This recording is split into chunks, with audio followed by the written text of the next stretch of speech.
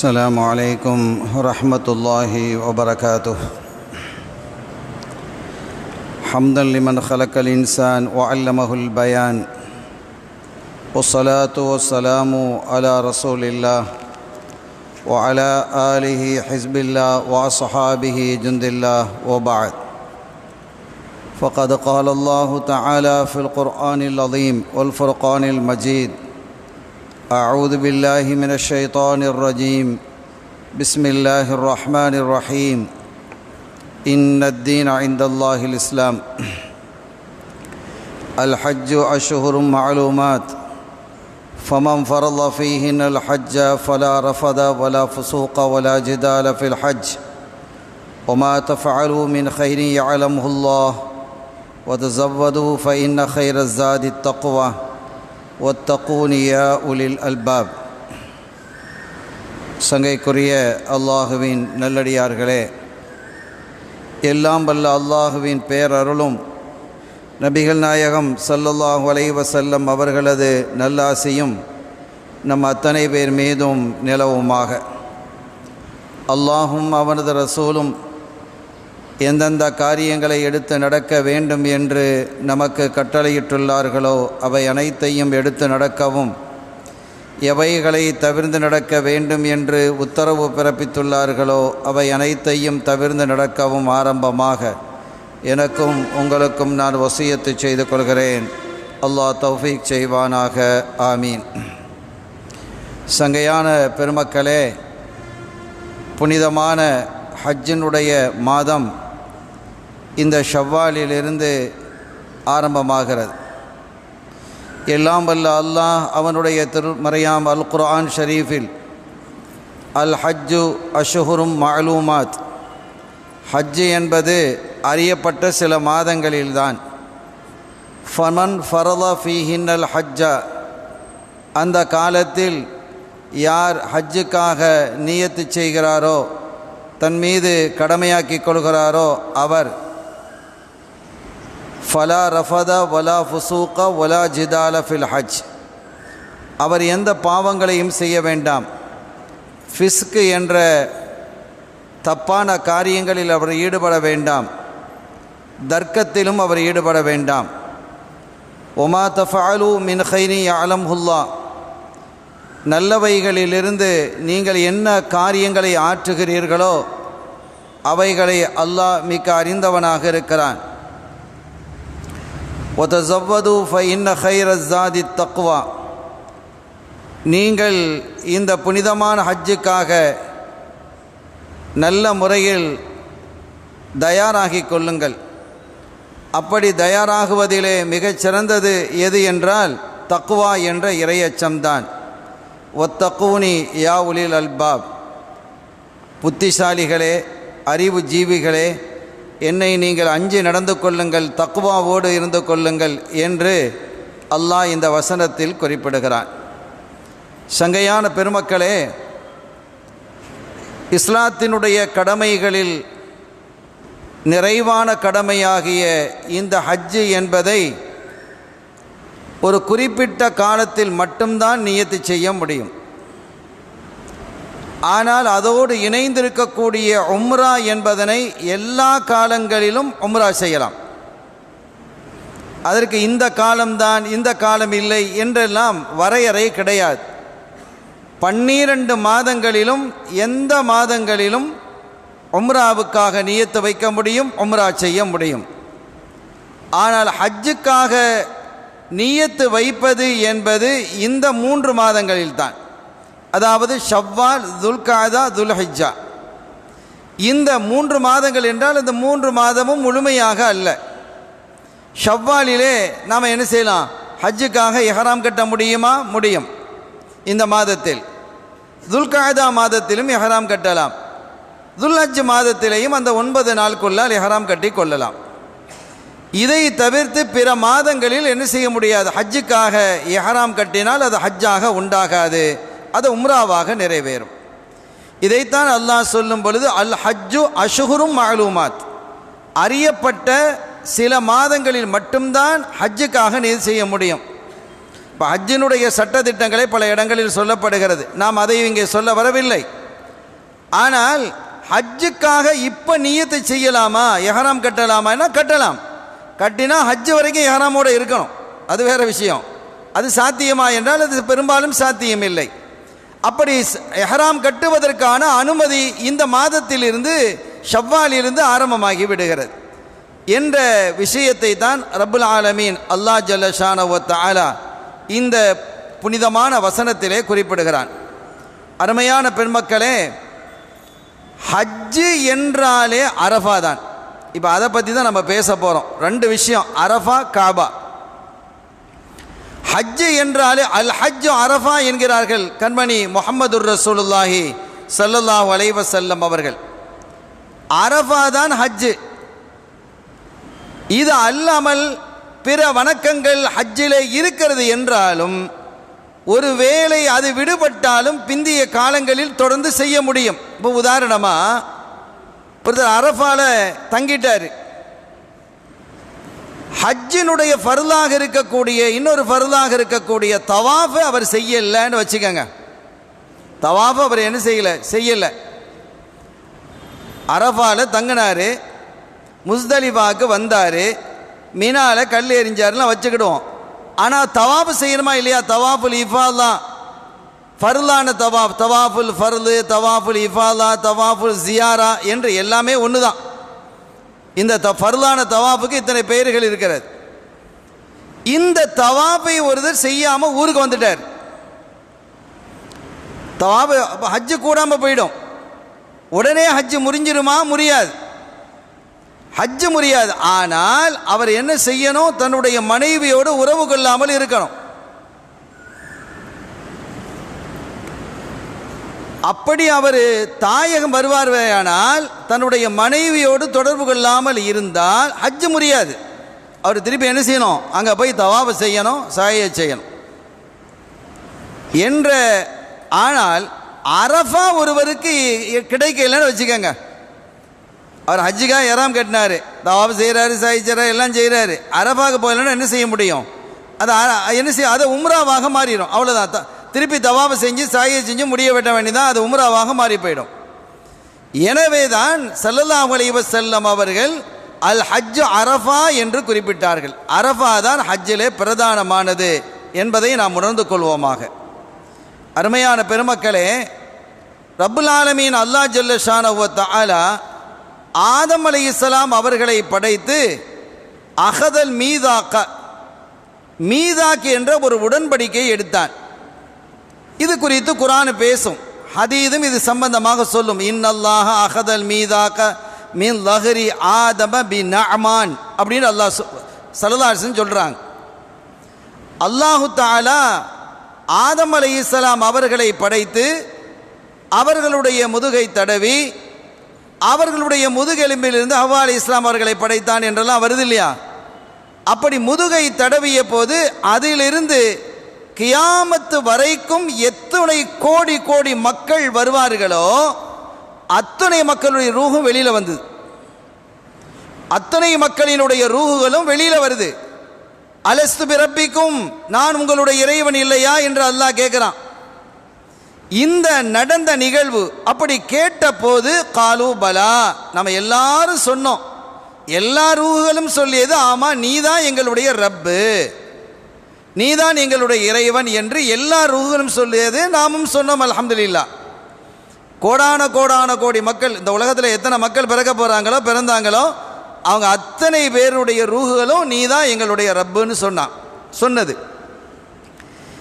இப்போ ஸல்லல்லாஹு அலைஹி வஸல்லம் சொல்கிறாங்க, அகதல் மீதாக்க மீன் லஹரி ஆதம, ஆதம் அலைஹிஸ்ஸலாம் அவர்களுடைய முதுகிலிருந்து உருவாகிய ரூஹுகளை பார்த்து அல்லாஹ் மீதாக்கி என்ற ஒரு ஒப்பந்தத்தை எடுத்தான், நான் உங்களுடைய இறைவன் இல்லையா என்று. இதில் என்ன சொல்கிறாங்க? பி நஅமான், நஅமான் என்ற இடத்தில். இது எங்கே நடந்தது? நஅமான் என்ற இடத்தில் நடந்ததாக ஸல்லல்லாஹு அலைஹி வஸல்லம் சொல்கிறாங்க.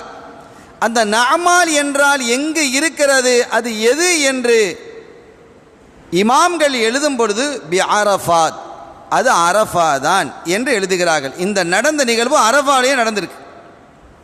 அல்லாஹ் இந்த நம்ம இடத்துல ஒரு ஒப்பந்தத்தை வாங்கியிருக்கிறான்னா அந்த ஒப்பந்தம் எங்கே நடந்தது என்றால் அரஃபாவிலே நடந்தது என்று கண்மணி நாயகம் முஹம்மதுர் ரசூலுல்லாஹி ஸல்லல்லாஹு அலைஹி வஸல்லம் அவர்கள் குறிப்பிடுகிறார்கள். எனவே அரஃபாவுடைய அந்த சிறப்பு அங்கிருந்தே துவங்குகிறது. அரஃபாவிலே தங்குவது என்பது இருக்கிறது ஒரு ஆச்சரியமான விஷயம். நீங்க பாருங்க, ஆயிரக்கணக்கான டெண்டுகள் இருக்கிறது. அங்கே இருக்கக்கூடியவர்கள் எல்லாம் யார்? லப்பைக் லப்பைக் லப்பைக் என்று சொல்லக்கூடியவர்கள் தான். அங்கே அரபாவில் தங்குறவங்க எல்லாம் லப்பைக் லப்பைக்கு தானே சொல்லிட்டு இருக்கிறாங்க. இதோ வந்து விட்டேன் வந்து விட்டேன் அப்படின்ட்டு. இந்த லப்பைக்கு சரியான விளக்கம் என்ன அப்படிங்கிறத அறிஞர்கள் சொல்லும் பொழுது, ஒரு எஜமான் இருக்கிறார். அந்த எஜமான் தனக்கு கீழே இருக்கக்கூடிய ஒரு அதிகாரியை கூப்பிடுறார். அவரை அழைத்ததும், இதோ இந்த வேலையை முடிச்சுட்டு வந்துடுறேன் சார் அப்படின்னு. அவர் பெரிய அதிகாரி, அவர் தான் வேலை கொடுத்துருக்கிறார். இந்த முதலாளி தான் வேலையை கொடுத்துருக்கிறாரு அந்த மேனேஜருக்கு.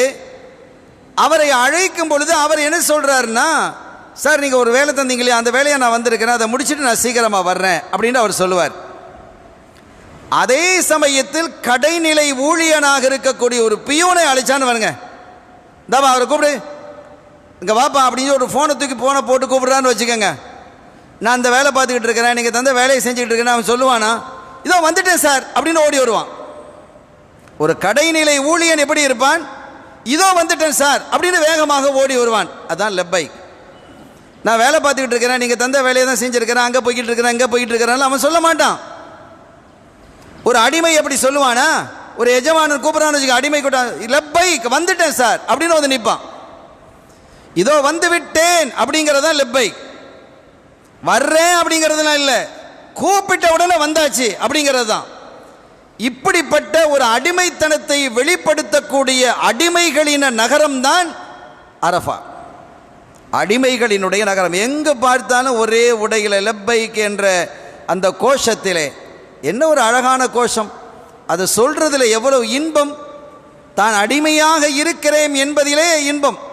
ஒவ்வொருத்தனும் கடைநிலை ஊழியனாக இருக்கிறதுல இன்பம் காணுவானா? இதுக்கு மேலே ஒரு போஸ்ட் நமக்கு கிடைச்சிடாதா, நமக்கு ஒரு மேல் பதவி கிடைச்சிடாதா, நல்ல ஒரு அந்தஸ்து கிடைத்து விடாதா என்று தான் ஒவ்வொரு மனிதன் யோசிப்பான். ஆனால் அரஃபாவிலே தங்கக்கூடிய ஒவ்வொருவனும் லப்பைக் லப்பைக் லப்பைக், நான் உன்னுடைய அடிமைதான், நீ அழைத்தாய் நான் வந்துவிட்டேன் ரஹ்மானே, லப்பைக் நான் அடிமையாக இருக்கிறேன் என்று தன்னுடைய அடிமைத்தனத்தை வெளிப்படுத்தக்கூடிய ஒரு அற்புத தலமாகத்தான் அரஃபாவை பார்க்கப்படுகிறது. இப்னுல் முன்கதிர் ரஹிமஹுல்லா அவங்க அல்லாஹ்விடத்தில் அந்த அரஃபாவில் தங்கி ஒரு துஆவை செய்கிறாங்க. அது அவங்களுடைய 33வது ஹஜ். 33வது ஹஜ். அவங்க சொன்னாங்க, யா அல்லாஹ், நான் செய்த முதலாவது ஹஜ் எனக்குரியது, இரண்டாவது ஹஜ் என் தாய்க்குரியது, மூணாவது ஹஜ் என் தந்தைக்குரியது, மீதி 30 ஹஜ்ஜுகளினுடைய நன்மைகளையும் இந்த அரஃபாவிலே வந்து யார் தங்குகிறார்களோ அவர்களுக்கு நீ சன்மானமாக அதனுடைய நன்மையை வழங்கி விடுவாயாக அப்படின்னு என்ன செய்கிறாங்க, சையதுனா இப்னுல் முன்கதிர் ரஹ்மத்துல்லாஹி அலைஹி அவர்கள் குறிப்பிடுறாங்க.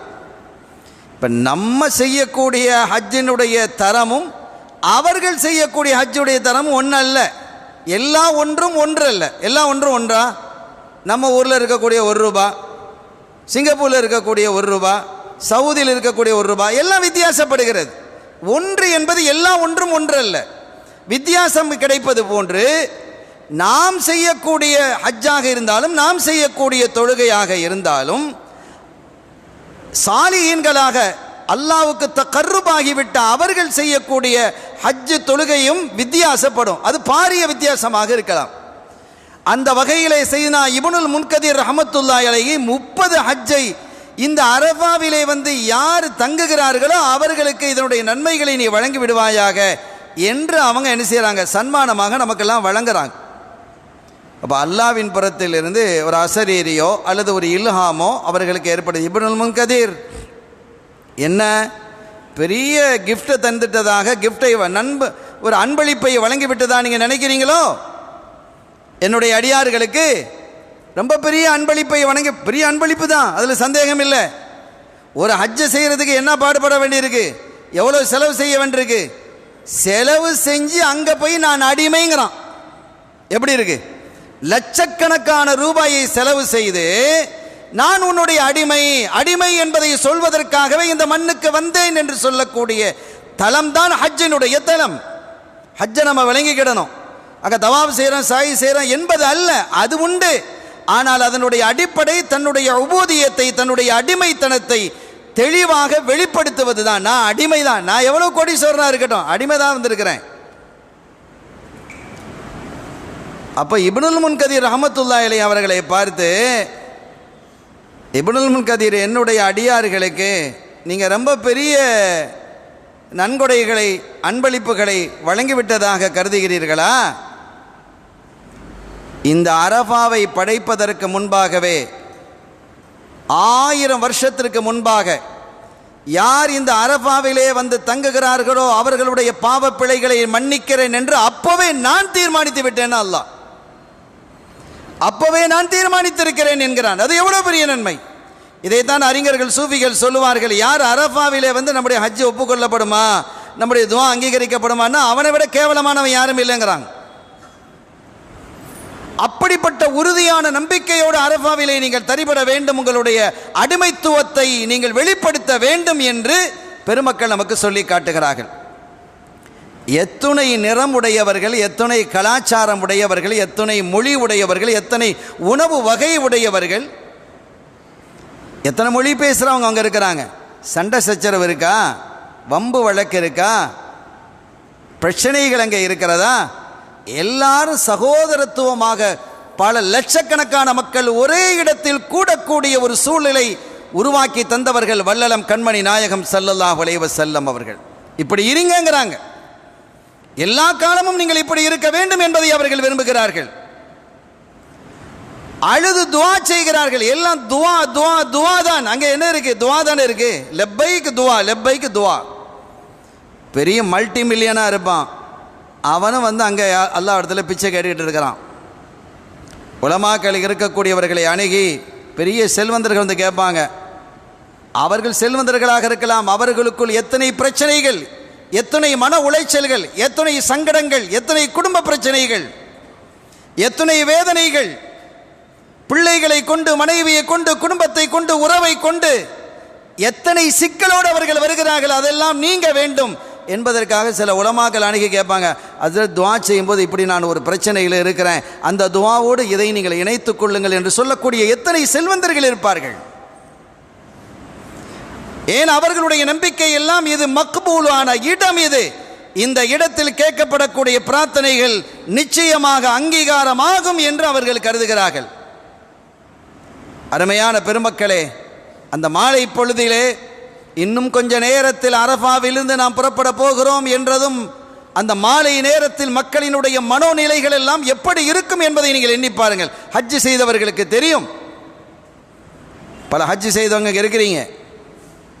அந்த மாலை வேளையை, மக்ரிபை நெருங்கக்கூடிய அந்த மாலை வேளை, அந்த அற்புதமான மஞ்சள் நிறத்தை சூரியன் உமிழ்ந்து கொண்டிருக்கக்கூடிய அந்த நேரம், துஆ மக்பூலான நேரம்.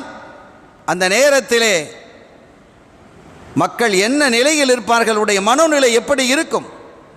கையிலே வாட்சி கட்டி இருப்பார்கள், மணியை பார்க்க மாட்டாங்க. இன்னைக்கு தேதி என்ன என்பது அவர்களுக்கு தெரியாது. அவர்களுடைய சிந்தனை எல்லாம் அல்லாஹ் என்பது மாத்திரமே. ரப்பி ரப்பி ரப்பி. எவ்வளவு ஆச்சரியமான அற்புதமான தலம் அது. அவர்கள் அப்படி பிரார்த்தனை புரிந்து கொண்டிருக்கக்கூடியதை பார்த்து எல்லாம் வல்ல அல்லாஹ் சொல்லுவானாம், இன்னல்லாஹ யுபாஹி பி அஹ்லி அரஃபாத்தின் மலாயிகத அஹ்லி ஸமா. வானிலே இருக்கக்கூடிய மலக்குகளை எல்லாம் அழைத்து அல்லாஹ் சொல்கிறான், பெருமை பாராட்டுகிறான். பார்த்தீர்களா என்னுடைய அடியார்களை? எவ்வளவு பெரிய கோடீஸ்வரன், எவ்வளவு பெரிய ஏழை, எத்தனை மொழிகள் பேசக்கூடியவர்கள், அவர்களெல்லாம் அந்த ரப்பி ரப்பி ரப்பி என்று கதறிக்கொண்டிருப்பதை பார்த்தீர்களா? இப்படி ஒரு காட்சியை நீங்கள் எங்காவது பார்த்திருக்க முடியுமா? இன்னல்லாஹ யுபாஹி, அவன் பெருமை பாராட்டுகிறான். இந்த மாதிரி ஒரு காட்சியை நீங்க பார்த்து இருக்கிறீங்களா? மலக்குமார்களை பார்த்து கேட்கிறான், என்னுடைய அடியார்களை பார்த்தீங்களா? எப்படி இருக்கிறாங்க? ஃபயகூலு லஹும் உன்துரு இலா இபாதி ஹாஉலா. இதோ என்னுடைய இந்த அடியார்களை நீங்க பாருங்க. ஜாஊனி ஷுக்தன் உப்ரா, அவர்கள் எப்படி வந்திருக்கிறாங்க? பங்கரையாக, தலை திறந்தவர்களாக, புழுதி படிந்தவர்களாக அப்படி வந்திருக்கிறாங்க. இந்த நிலையிலே இப்படி ஒரு காட்சியை நீங்கள் எங்காவது காண முடியுமா என்ன? என்னுடைய அடியார்கள் என்னை ரப்பி ரப்பி என்று சொல்லிட்டு அடுத்தது மாமின் யௌமின், ஆயிஷா நாயை சொல்றாங்க, அறிவிக்கிறாங்க, அக்ஸரா மின் அன் யஅதிகல்லாஹு அஸ்ஸ வஜல்ல அப்தன் அவ் அமத்தன் மினன் நார் மின் யௌமி அரஃபா.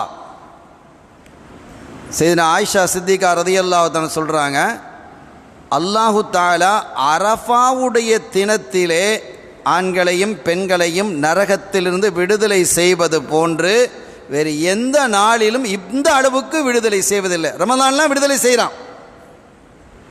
ஒவ்வொரு ரமலானினுடைய இரவிலும் இத்துணை பேர் இத்துணை பேர் இத்துணை பேர் விடுதலை அப்படின்னு அல்லாஹ் ஒரு கணக்கு வச்சிருக்கிறான். கடைசி இரவு அன்று முதல் நாளிலிருந்து 28 அல்லது 29 நாட்களிலோ எத்தனை பேரை விடுதலை செய்தானோ அதே இன்னைக்கு கடைசி நாளில் விடுதலை செய்கிறான்.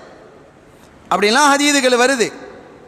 ஆனால் ஆயிஷா சித்திகா ரலியல்லாஹு தஆலா அன்ஹா அவர்கள் அறிவிக்கிறார்கள், மாமின் யோமின் அக்ஸர மின் அன் யஅதிகல்லாஹு அஸ்ஸ வஜல்ல அப்தன் அவ் அமத்தன் மினன் நார், நரகத்திலிருந்து அல்லாஹ் ஒரு ஆணையோ ஒரு பெண்ணையோ விடுதலை செய்வது என்பது அரஃபாவினுடைய நாளில் விடுதலை செய்வது போன்று பேர் எந்த நாளிலும் செய்வது இல்லை. மின் யௌமி அரஃபா இன்னஹு லயதுனு சும்ம யுபாயி பிஹிமுல் மலாயிகா வயகூலு மா அராத ஹாஉலா. அல்லாஹ் தன்னுடைய அடியார்களை நெருங்கி வருகிறான், அவர்களை கொண்டு பெருமை பாராட்டுகிறான்.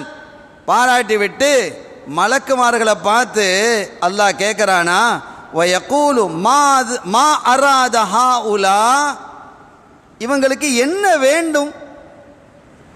மலக்குகளே, இவங்க என்ன கேட்குறாங்க? இவர்களுக்கு என்ன வேண்டுமாம்? இவர்கள் எதை நாடுகிறார்கள் தெரியுமா அப்படின்னு கேட்குறான். மலக்குமாரெல்லாம் அமைதியாக இருக்கிறாங்க. அவங்க என்ன கேட்குறாங்க? என்னை கேட்கிறார்கள், என்னை நாடுகிறார்கள் என்று ரப்புல் ஆலமீன் அந்த அரஃபாவிலே இருக்கக்கூடிய மக்களை பார்த்து அல்லாஹ் பெருமை பாராட்டுகிறான் என்று குறிப்பிடுகிறார். சங்கைக்குரிய பெருமக்களே, ஒரு பெரிய பாக்கியம். அதே சமயத்தில் ஒரு எச்சரிக்கையும் அங்கே இருக்கிறது. ஒருத்தருக்கு வசதி வாய்ப்புகள் இருக்குது, ஹஜ்ஜு செய்வதற்கான உடல் ஆரோக்கியம் இருக்குது, அவர் போகலை. சில பேர் அப்படி இருக்கிறாங்க. நம்முடைய வாழ்க்கையிலேயே சில மனிதர்களை நம்ம சந்திச்சிருக்கிறோம்.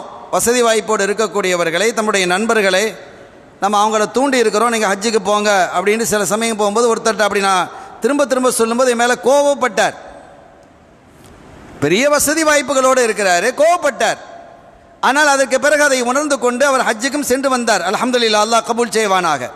நாம் என்ன சொல்லுகிறோம், எதற்காக சொல்லுகிறோம் என்றால், ஒரு நட்பு ரீதியாக ஒரு மனிதரோடு நாம் பழகும் பொழுது அவர் வசதி வாய்ப்பு உடல் ஆரோக்கியத்தை பெற்றிருக்கக்கூடிய நிலையில் ஹஜ்ஜு செய்யாமல் அவர் இருந்தால் அவர் எவ்வளவு பெரிய குற்றவாளி என்பதை ஸல்லல்லாஹு அலைஹி வஸல்லம் சொல்றாங்க.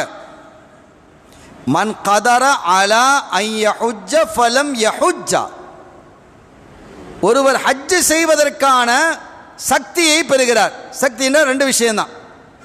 ஒன்று, உடல் ரீதியான வலிமை இருக்குது, ஹஜ்ஜுக்கு போயிட்டு வர்றதுக்கு. பெரிய புஷ்ஷியாக இருக்குன்னு அவசியம் இல்லை, உடல் ஆரோக்கியமாக இருக்கார். அவர் ஒல்லியாக இருக்கட்டும் குண்டாக இருக்கட்டும், அப்படி போகிறார். அப்படி அந்த நிலையில் இருக்க. இன்னொன்று, அப்படி செலவழிக்கிறதுக்கு உண்டான, இப்போ ஹஜ்ஜுனாலே ஒரு காசு, நியாயமான காசு தேவைப்படுது. 5 லட்சம் 6 லட்சம் 7 லட்சம் அப்படின்னு தேவைப்படுகிறது.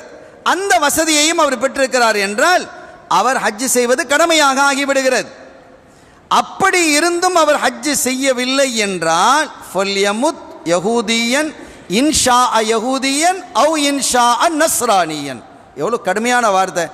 ஸல்லல்லாஹு அலைஹி வஸல்லம் இந்த மாதிரி வார்த்தையை வேறு எங்கேயும் சொல்லலை, எந்த இபாதத்திலையும் சொல்லலை. அவர் ஹஜ்ஜு செய்வதற்கான வாய்ப்பினை பெற்றதற்கு பிறகும் ஹஜ்ஜு செய்யாமல் இருப்பாரையானால் அவர் நாடினால் யகூதியாக மரணிக்கட்டும், அவர் நாடினால் நஸ்ரானியாக மரணிக்கட்டுங்கிறாங்க. இந்த ஒரு வார்த்தையை ஸல்லல்லாஹு அலைஹி வஸல்லம் எங்கேயா சொல்லியிருக்காங்களா? நீங்கள் தேடி பார்த்தாலும் கிடைக்காது.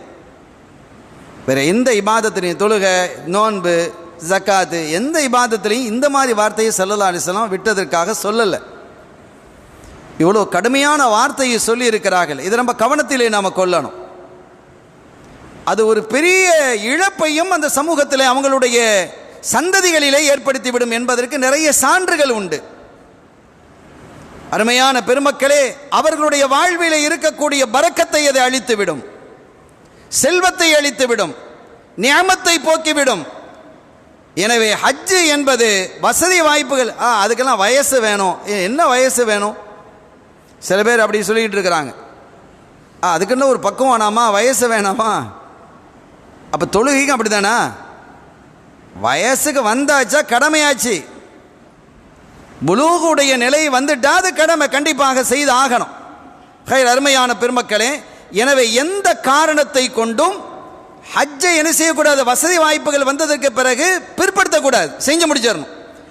அதுவும் இளம் வயதிலே செய்வது என்பது பாக்கியமானது. எல்லா இபாதத்துக்கும் நல்லா செய்ய முடியும். கடந்த காலம் மாதிரி இல்லை.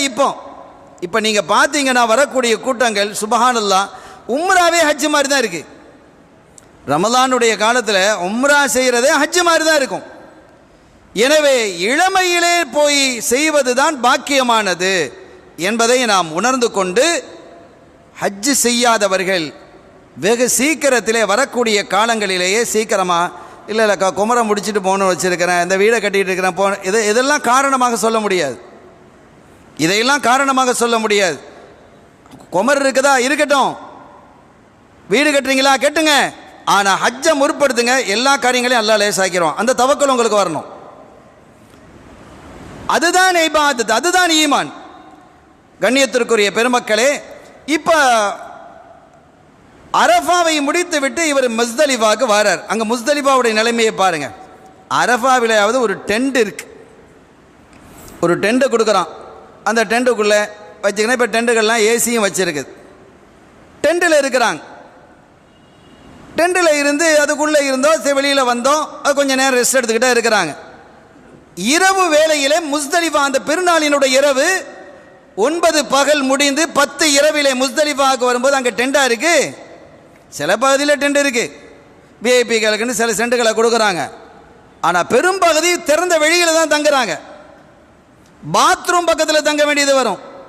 ரோட்டில் உட்காந்துக்கிட்டு இருக்கிறான். தண்ணி, குளித்த தண்ணீர் ஒரு பக்கமாக ஓடிக்கிட்டு இருக்கும், அந்த பக்கத்தில் தங்க வேண்டியது வரும். வந்து தங்குறாங்க. பார்க்கிறோமா இல்லையா? யார் வீட்டில் பென்ஸ் காரில் போகக்கூடியவங்க, பிஎம்டபிள்யூவில் போகக்கூடியவங்க, அங்கேருந்து இங்கே நடந்து வந்து பல லட்சக்கணக்கான ரூபாயை செலவழித்து ரோட்டில் வந்து தங்குறான். அல்லாஹ் எப்படி வச்சிருக்கான் பாருங்க. அதில் அவன் இன்பம் காணுகிறான். அவனுக்கு இன்பம் இருக்கிறா இல்லையா? அந்த முஸ்தலிஃபா இரவிலே ரோட்டிலே, பாத்ரூம் பக்கத்திலே, சாக்கடைக்கு பக்கத்திலே அவன் தங்கி இருக்கிறான். அன்னைக்கு தங்கிக்கிட்டு அல்லாஹ் வணங்கிக்கிட்டு இருக்கிறான். லெப்பைக்கு லெப்பைக்கு என்று உரத்து கோஷம் எழுப்பி கொண்டு இருக்கிறான். காசை செலவழித்து நான் அடிமை என்று கூறுகிறான். லட்சத்தை செலவழித்து அர்ப்பணித்து தன்னுடைய அடிமைத்தனத்தை வெளிப்படுத்தக்கூடிய தலமாக அந்த தலம் இருக்கிறது என்பதை நாம் பார்க்க முடிகிறது. அருமையான பெருமக்களே, இப்போ நம்ம காசை கொடுத்து இந்தப்பா ஒரு 10,000 ரூபா பிடிச்சிக்கோ, நம்ம காசை கொடுக்குறோம் வச்சுங்க, 10,000 ரூபா. ஒரு பெரிய செல்வந்தனை பார்த்து ரோட்டில் உட்காந்துக்கிட்டு லெப்பைக்குன்னு சொன்னால் சொல்லுவானா? 10 லட்சத்தை செலவழித்து நான் ரோட்டிலே வந்து லெப்பைக்கு என்று சொல்லுவேன் என்கிறான். அங்கே அப்படிப்பட்ட ஒரு சிறந்த ஒரு இபாதத்து தான் இந்த புனிதமான ஹஜ். ஹஜ்ஜினுடைய அடிப்படையே தான் அடிமை என்பதை தெளிவாக உணர்வது தான். வணக்கம்னா ரெண்டாவது. அல்லாஹ் விரும்புகிறது இந்த பாரு, நீ என்ன அடிமை, அதை நீ தெளிவாக உணர்ந்துக்க அப்படிங்கிறத அந்த ரப்புல் ஆலமீன் அந்த இடத்துல விளக்குகிறான். எத்தனையோ வசதி படைத்தவர்கள் ஹஜ்ஜு செய்யாமல் வஃபாத்தாகி இருக்கிறாங்க. அந்த பாக்கியம் அவங்களுக்கு கிடைக்காம போயிருக்குது. ஆனால் நம்ம கடந்த காலத்தில் பார்ப்போம், இந்த கப்பலெல்லாம் போவாங்க. கப்பல் இருந்தது, கப்பல் இப்போ எடுத்துட்டாங்க. ஃப்ளைட்டில் போகும்போதும் சரி, ஒரு குரூப்பாக போவாங்க. ஒரு குடும்பமாக 2 குடும்பமாக சேர்ந்து போகும்போது சமையலுக்குண்டு ஒரு ஆட்களையும் அழைச்சிட்டு போவாங்க. நீங்கள் பார்த்துருப்பீங்க. ரொம்ப காலம் அல்ல அது. சமையல் செய்வதற்கென்று அவர் ஹஜ்ஜுக்கு போகிறதுக்கான வசதி அவர்கிட்ட அறவே இல்லை. ஆனாலும் அல்லாஹ் சமையல் செய்வதற்கு என்ற பெயரிலே அவரை அழைத்து அவரை அரஃபாவிலே அவரையும் உட்கார வைக்கிறான். ஒரு செய்தி எனக்கு ஞாபகத்திற்கு வருகிறது, படித்த செய்தி. ஹலீஃபா ஹாரூன் ரஷீத் என்று நினைக்கிறேன், இந்த ஹலீஃபாவுடைய பெயர் சரி ஞாபகத்துக்கு இல்லை, என்னுடைய ஞாபகத்தில் அவராக இருக்கலாம்னு நினைக்கிறேன். அவர் பகதாதிலே ஆட்சி செய்து கொண்டு இருக்கும் பொழுது ஒரு பிரச்சனை எழுந்து ஒரு மனிதனை பற்றிய குற்றச்சாட்டுகள் வழங்கப்படுகிறது. அந்த பாரிய குற்றச்சாட்டை பார்த்து ஹாரூன் ரஷீத் கொதித்து போனார். ஹஜ்ஜுக்கு வேற கிளம்பிட்டு இருக்கிறார், அவனுக்கு கடுமையான தண்டனை கொடுக்கணும் அப்படிங்கிறது கொதிக்கிறாங்க. ஹலீஃபா சொன்னாங்க, நான் எங்க இருந்தாலும் சரி அவன் கைது செய்யப்பட்டால் உடனடியாக என்கிட்ட கொண்டு வந்துடணும். நான் எங்க இருந்தாலும் பரவாயில்லை, நீங்க கொண்டு வாங்க. நான் மக்காவுக்கு போனாலும் சரி, மதீனாவுக்கு போனாலும் சரி, எங்க இருந்தாலும் சரி அவனை கொண்டு வரணும். நான் விசாரித்து உடனடியாக நான் தீர்ப்பு செய்வேன், அவனுக்கு தண்டனை கொடுப்பேன் என்று சொல்லிட்டு அவன் ஹஜ்ஜுக்கு போயிட்டார்.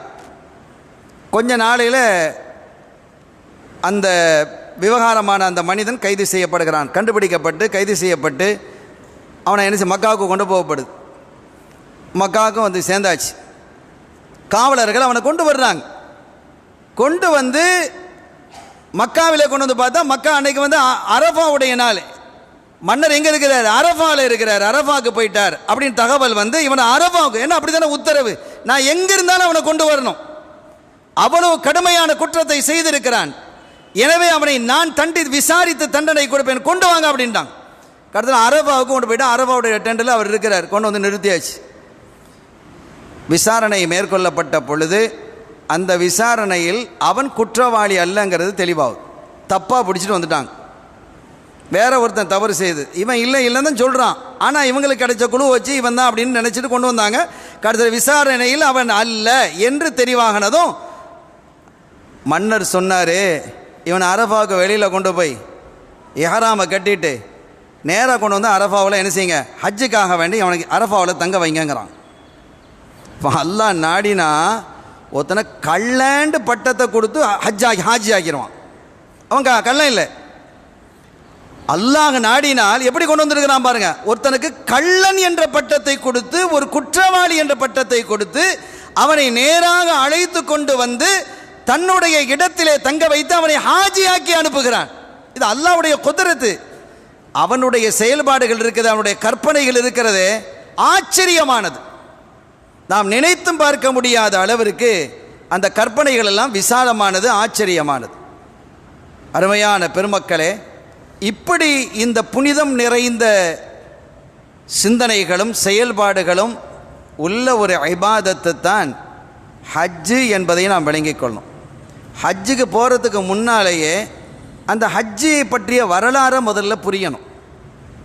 இந்த ஹஜ்ஜு எப்படி ஏற்பட்டது, கஅபா எப்படி ஏற்பட்டது, ஏன் கல் எறிய வேண்டும், இதற்கான வரலாறுகளை நாம் தெரியும் பொழுது அந்த தியாகிகளினுடைய தியாகத்தை நாம் நினைவு கூற முடியும். அது அல்லாஹ்வுக்கு பிரியம். என்னுடைய நல்லடியார்கள் செய்த அந்த தியாகங்களை உதுக்குரு என்று எத்தனை இடங்கள் அல்லாஹ் சொல்கிறான். உதுக்குர், நினைவு கூர்ந்து பாருங்கள். எனவே இவைகளெல்லாம் நாம் நினைவு கூர்ந்து பார்க்கக்கூடிய தளங்கள். வெறும் தவாபையும் சழையை மட்டும் செய்வதற்காக நாம் செல்லவில்லை. நம்முடைய இதயத்தை பரிசுத்தப்படுத்துவதற்கும் அந்த தியாகிகளை குறித்த நல்லெண்ணங்களை இன்னும் நாம் தூய்மைப்படுத்திக் கொள்வதற்காகவும் தான் இந்த ஹஜ்ஜு இருக்கிறது என்பதை நாம் புரிந்து கொள்ளணும்.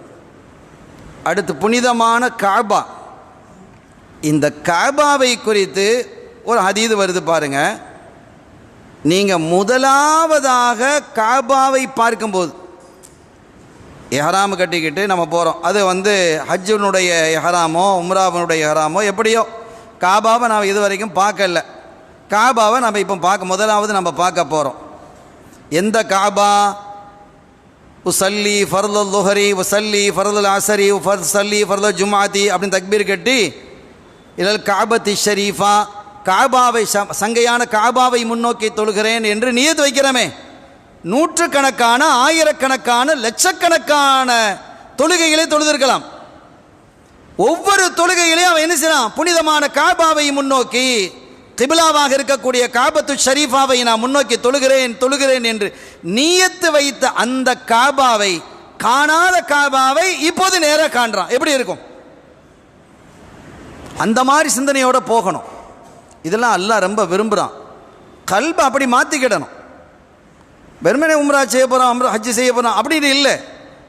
இதுதான் நமக்கும் சாலிஹீன்கள் சூஃபியார்களுக்கும் இடையில் உள்ள வித்தியாசம். அல்லாஹ்வினுடைய குதரத்தையும் அவனுடைய அருளையும் அவனுடைய நியாமத்தையும் நினைவு கூர்ந்து ஒவ்வொரு இடத்திலேயும் நினைவு கூர்ந்து பார்ப்பார்கள். அதில் இருக்கக்கூடிய அதிசயத்தையும் ஆச்சரியத்தையும் அல்லாஹ் வழங்கி இருக்கக்கூடிய அந்த அருளையும் ஃபைலையும் நினைவு கூர்ந்து பார்ப்பார்கள் அந்த பெருமக்கள்.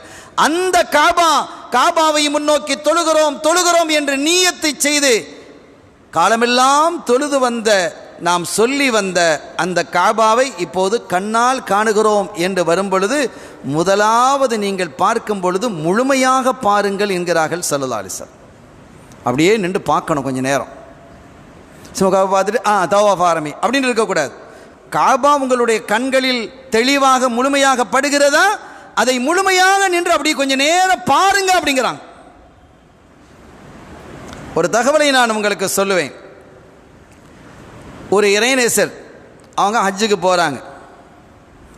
ஹஜ்ஜுக்கு போகும்போது கடந்த காலத்தில் அப்போ விசா பாஸ்போர்ட் அது இதெல்லாம் ஒன்றும் தேவையில்லையே. ஹஜ்ஜுக்கு போகும்போது அவங்க மகன் நானும் வருவேன் அப்படி, சின்ன பையன் ஒரு 7-8 வயசு பிள்ளை, நானும் வருவேன் அப்படிங்கிறான்.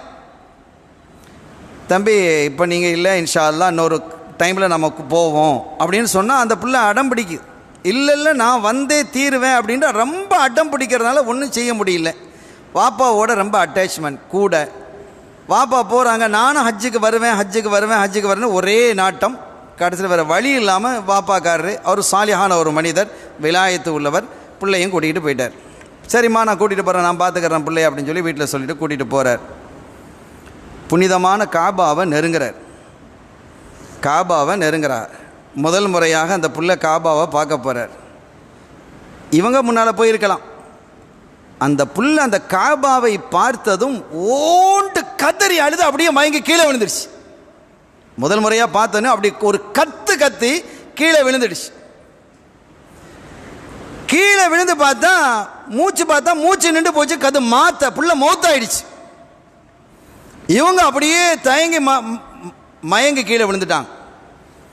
இப்போ இந்த மாதிரி கூட்டங்கள் அப்படி இல்லையே. அப்போ ஹஜ்ஜுக்கு அப்படியே நேரத்தோடய புறப்பட்டு போயிடுவாங்க. 4 மாதம் முன்னால், 5 மாதம் முன்னால், 6 மாதம் முன்னாலாம் புறப்பட்டு போயிருப்பாங்க. 50 பேர் 100 பேர் தான் தவாவை செஞ்சுக்கிட்டு இருப்பாங்க. அப்படிலாம் நான் காட்சி நாங்களே பார்த்துருக்குறோம். அந்த காலத்தில் அப்படி விழுந்ததும் அப்படியே மயங்கி கிடக்கிறாங்க. ஒரு சில பேர் அங்கேருந்து ஓடி வர்றாங்க, யாரோ மயங்கி கிடக்கிறாங்கன்னா மயக்கத்தை தெளிவிக்கிறாங்க. தெளித்து பார்த்தா அவர் மயக்க தெரிஞ்சு, என் பிள்ளைங்க ஆயின வளதி, என் பிள்ளை எங்கன்னு கேட்குறாங்க. உங்கள் பிள்ளைய உங்களை நான் பார்க்கலையே, நீங்கள் மட்டும்தான் இங்கே மயங்கி கிடக்கிறீங்களா அவங்கங்கிறாங்க. இல்லை, என் பிள்ளை மயங்க விழுந்தாரு, மரணித்து போனாரு, அவர் கதறினாரு, அதை பார்த்து தானே நான் மயங்கினேன் என்று சொல்லும்போது அவங்க சொன்னாங்க, நாங்கள் வேறு யாரையும் பார்க்கல, நீங்கள் மயங்கி கிடந்தீங்க, தண்ணியை தெளித்து நாங்கள் தெளிவாக்குறோம். நடந்தது என்ன அப்படின்னா, இந்த பிள்ளை அது கற்பனை செஞ்சுருக்குது. மாமா வீட்டுக்கு போனால் யாரை பார்க்கலாம்? மாமாவை பார்க்கலாம். சாட்சி வீட்டுக்கு போனால் சாட்சியை பார்க்கலாம். பெரியப்பா வீட்டுக்கு போனால் பெரியப்பாவை பார்க்கலாம். இது அப்படியே அந்த பிள்ளை கற்பனை பண்ணிக்குது. அல்லாஹ்வுடைய வீட்டுக்கு போனால் அல்லாஹ்வை பார்க்கலாம் அப்படின்னு அதனுடைய எண்ணம். அந்த குழந்தைக்கு, அந்த சின்ன பிள்ளைக்கு அந்த எண்ணம் இருக்கிறது. இப்போ நாமெல்லாம் ஹஜ்ஜு அப்படின்னு சொன்னால் நாடுதல், காபாவை நாடி செல்கிறோம், அல்லாஹ்வினுடைய அருளை நாடி செல்கிறோம். ஆனால் அந்த குழந்தை அல்லாஹ்வினுடைய அருளையும் ஹஜ்ஜையும் நாடி வரல. அது நாடி வந்ததெல்லாம் அல்லாஹ்வை மட்டுமே. அல்லாஹ் என்று தான் அது நினச்சிட்டு வருது. அல்லாஹ்வோட வீட்டுக்கு போனால் அல்லாஹ்வை பார்க்கலான்னு அது என்ன கண்டதோ தெரியாது. என் பிள்ளை எங்கே அப்படின்னு அவர் கதறாங்க. அந்த சூஃபி அவர்கள் கதறிய போது ஃபஹத்தஃபஹாத்திஃபுன், ஒரு அசரீரி முழங்கியது. அவர் பூமியிலும் இல்லை, வானிலும் இல்லை, சொர்க்கத்திலும் இல்லை, நரகத்திலும் இல்லை, இந்த மலீக்கி முக்ததிர் அப்படின்னு சப்தம் முடியுது. அவர் அல்லாஹ்வினுடைய சமூகத்திலே இருக்கிறார். அவர் எதை காண வேண்டும் என்று வந்தாரோ அதை கண்டு கொண்டார். அருமையான பெருமக்களே, எனவேதான் ஸல்லல்லாஹு அலைஹி வஸல்லம் அவர்கள் சொல்லுவார்கள், நீங்கள் முதலாவதாக காபாவை பார்க்கும் பொழுது முழுமையாக பாருங்கள் என்றார்கள். அதனுடைய இன்னைக்கு மீனா, முஸ்தலிஃபா, அரஃபா, காபா, ஜம்சம் என்று எடுத்துக்கொண்டால் எல்லாவற்றுக்கு பின்னாலேயும் ஒரு தியாக வரலாறு உண்டு. அவைகளையெல்லாம் நாம் நினைவு கூர்ந்து பார்க்க வேண்டும். அதுதான் புனிதமான ஹஜ்ஜினுடைய முழுமையை அப்போதுதான் நாம் அடைய முடியும் என்பதை இந்த நேரத்தில் கூறிக்கொண்டு, எல்லாம் வல்ல ரப்புல் ஆலமீன் அல்லாஹ் ஜல்ல ஷானஹு வ தஆலா நாம் செய்த ஹஜ்ஜுகளை உம்ராக்களை அங்கீகரிப்பதோடு, இந்த வருடம் யாரெல்லாம் புனிதமான அந்த மண்ணிலே போய் தரிக்க இருக்கிறார்களோ அவர்களுடைய பயணத்தை லேசாக ஆக்கி நல்ல ஆஃபியத்தோடு சென்று ஆஃபியத்தோடு திரும்புவதற்கும், அந்த புனித தலத்திலே அவர்கள் தங்கி ஹஜ்ஜினுடைய எல்லா காரியங்களையும் செம்மையாக ஆற்றி ஜியாரத்தையும் உம்ராவையும் சிறப்பாக நிறைவுபடுத்தி மக்பூலானவர்களாக அங்கீகரிக்கப்பட்டவர்களாக தாயகம் திரும்பி வருவதற்கு வல்ல அல்லாஹ் அருள் வாலிப்பானாக. பிஹக்கி ஹபீபிஹி ஸல்லல்லாஹு அலைஹி வஸல்லம். எல்லாம் வல்ல அல்லாஹ்வின் அருளையும் ஸல்லல்லாஹு அலைஹி வஸல்லம் ஷஃபாத்தையும் பெறுவோமாக. வ ஆகிர் தஅவானா அல்ஹம்துலில்லாஹி ரப்பில் ஆலமீன். வஸ்ஸலாமு அலைக்கும் வரஹ்மத்துல்லாஹி வபரகாத்துஹு.